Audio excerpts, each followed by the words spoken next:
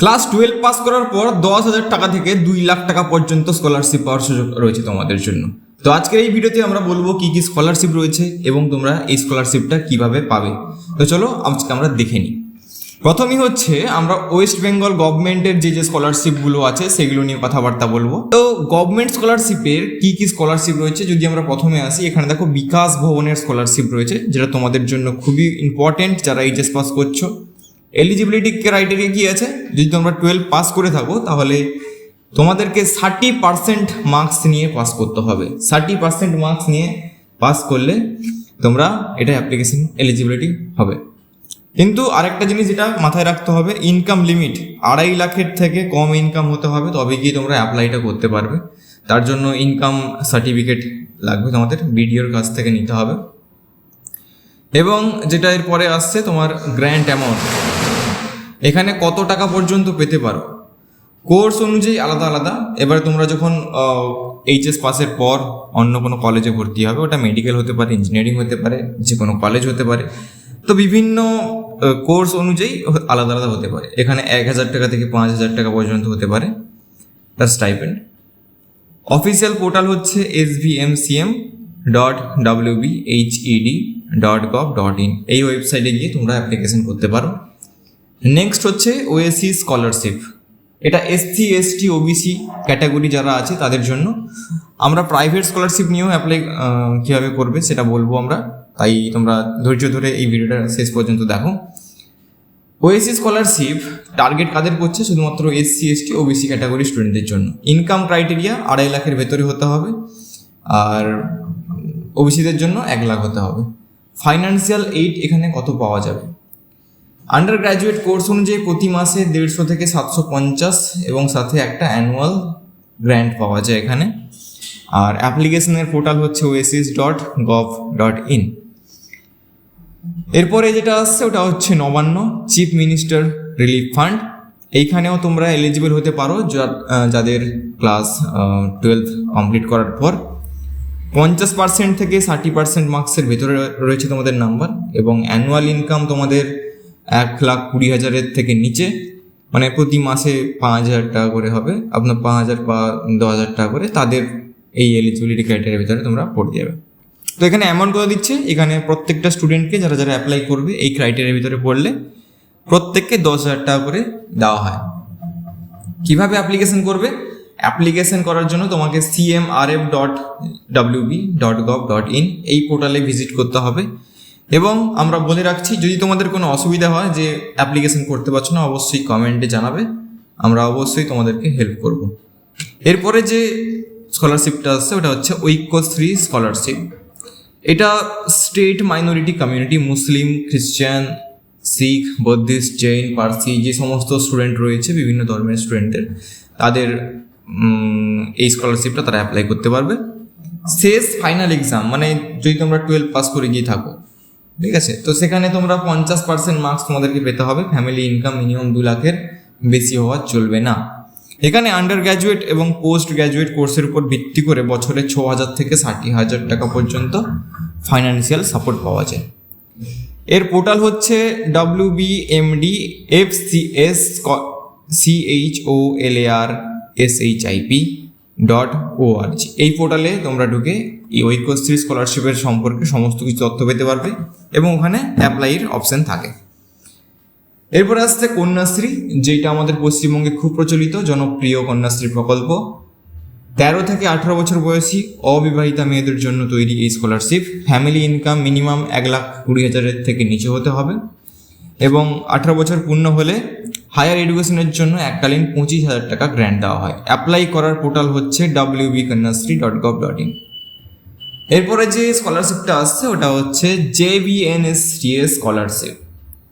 12-এর পর যারা basic science, physics, chemistry, math, biology নিয়ে পড়ছে তাদের জন্য এই স্কলারশিপটি।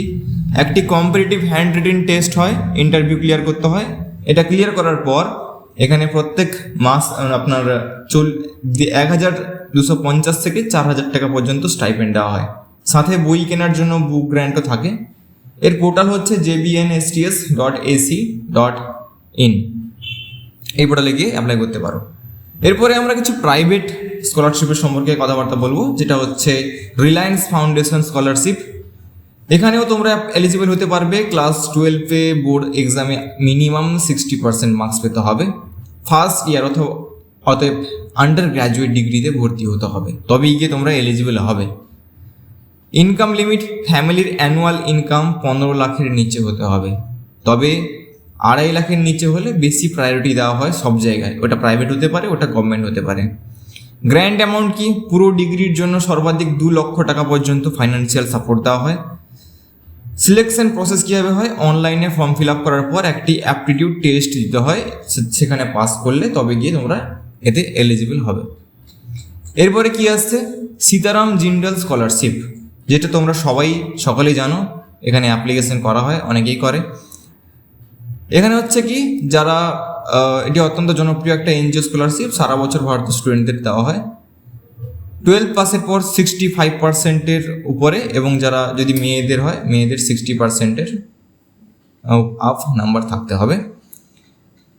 অ্যামাউন্ট আন্ডার গ্র্যাজুয়েট লেভেলে সাধারণত মাসে 1,000 টাকা থেকে 2,500 টাকা পর্যন্ত বৃত্তি দেওয়া হয়। কি করে অ্যাপ্লাই করবে, এটা offline process, online form fill up download করতে হবে, ফর্ম ফিল আপ করে তোমাদেরকে স্পিড পোস্টে ওটাকে পাঠাতে হবে, সীতারাম জিন্দাল স্কলারশিপের যে অ্যাড্রেস আছে ওখানে পাঠাতে হবে। এরপরে আসছে বড় বড় যেসব স্কলারশিপগুলো থাকে, টাটা ক্যাপিটাল, পাঙ্ক এবং এইচডিএফসি বাদতে কদম। টাটা ক্যাপিটাল পাঙ্কে তোমার 12তে 60% মার্কস, ফ্যামিলি ইনকাম 2.5 লাখের নিচে হতে হবে, অ্যাপ্লাই করা যায়, তবে কি তুমি এলিজিবল হবে। আন্ডার গ্র্যাজুয়েট স্টুডেন্টদের জন্য 50,000 টাকা বা টিউশন ফিসের 80% পর্যন্ত গ্র্যান্ট দেওয়া হয়। এর ইনফরমেশন তোমরা বার্ডি ফর স্টাডিজ পোর্টালের মাধ্যমে অ্যাপ্লাই করে দেখতে পাবে, ওখান থেকে ডিরেক্টলি তোমরা অ্যাপ্লাই করতে পারবে। এইচডিএফসি বাঁধতে কদম, এই যে স্কলারশিপটা রয়েছে, এটা তোমাদের মেরিটের উপর ডিপেন্ড করছে, ফাইন্যান্সিয়ালি পিছিয়ে পড়া এবং যারা যে সমস্ত স্টুডেন্ট তাদের জন্য। এইচডিএফসি ব্যাংকের উদ্যোগে ফ্যামিলি ইনকাম 6 লাখের নিচে হতে হবে, জেনারেল, আন্ডার গ্র্যাজুয়েট এবং প্রফেশনাল কোর্সের জন্য 1 লাখ টাকা পর্যন্ত দেওয়া হয়। এবার তোমাদের কি কি ডকুমেন্টস লাগবে, মেইন কথা হচ্ছে, এবারে প্রত্যেকটা স্কলারশিপের জন্য বিভিন্ন ধরনের ডকুমেন্টসের প্রয়োজন হয়। কোন স্কলারশিপের কোন ধরনের ক্রাইটেরিয়া রয়েছে সেটা তোমাদেরকে দেখে নিতে হবে, কিন্তু যেগুলো বেসিক লাগে, মানে প্রত্যেকটা আমি একটা অ্যাভারেজ বলে দিচ্ছি। তোমাদের আইডেন্টিটি কার্ড লাগবে, আধার কার্ড, ভোটার কার্ড, যদি ভোটার কার্ড যদি হয়ে গিয়ে থাকে আধার কার্ড। তারপর তোমাদের যে মেরিট ভেরিফিকেশান, অর্থাৎ তোমার স্কুলের সার্টিফিকেটস, মার্কশিটস, এই সমস্ত কিছু তো লাগবেই। ফাইন্যান্সিয়াল প্রুফ, তোমাদের যে ফ্যামিলি ইনকাম 2.5 লাখের কম বা 1,20,000 টাকার কম আছে, সেটা কি করে প্রুফ করবে, তার জন্য বিডিওর ইনকাম সার্টিফিকেট একটা লাগবে, বিডিও সাইন করা থাকবে। তার সাথে সাথে ব্যাংক পাসবুকের ফার্স্ট পেজ, যেখানে অ্যাকাউন্ট নাম্বার তোমাদের লেখা থাকে, তার সাথে আইএফএসসি কোড যাতে স্পষ্ট দেখা যায় সেটাও তোমরা দেবে। এবারে তোমরা স্কলারশিপ তখনই পাবে যখন তোমরা অন্য কোথাও ভর্তি হচ্ছ, তো তার জন্য কি করতে হবে, তোমাদেরকে কলেজ অ্যাডমিশনের রিসিপ্ট দিতে হবে, বা রিজার্ভ ক্যাটাগরিতে অ্যাপ্লাই করলে কাস্ট বা মাইনরিটি সার্টিফিকেট ম্যান্ডেটরি। এই কটা ডকুমেন্ট লাগছে, ফটো থাকছে তোমাদের। আর তো এই কয়েকটাই ছিল। তোমরা অফিসিয়াল পোর্টাল রয়েছে, বার্ডি ফর স্টাডিজের মতন ওয়েবসাইট, আরও অনেক ওয়েবসাইটস রয়েছে, তোমরা গিয়ে সেখানে দেখতে পারো। যদি মনে হয় যে কোথাও বুঝতে অসুবিধা হচ্ছে, তোমরা ডিরেক্টলি কমেন্ট বক্সে কমেন্ট করতে পারো, আমরা তোমাদেরকে যথেষ্টভাবে সাহায্য করব এইসব নিয়ে। দেখা হচ্ছে পরের ভিডিওতে। আশা করি চ্যানেলটার এই ভিডিওটা তোমাদেরকে ভালো লেগেছে, বুঝতে পেরেছো, অনেক কিছু ইনফরমেশন পেয়েছো। দেখা হচ্ছে পরের ভিডিওতে। যদি সাবস্ক্রাইব না করে থাকো তাহলে সাবস্ক্রাইব করে নাও, আর ভিডিওটা কেমন লাগলো লাইক করে জানাও।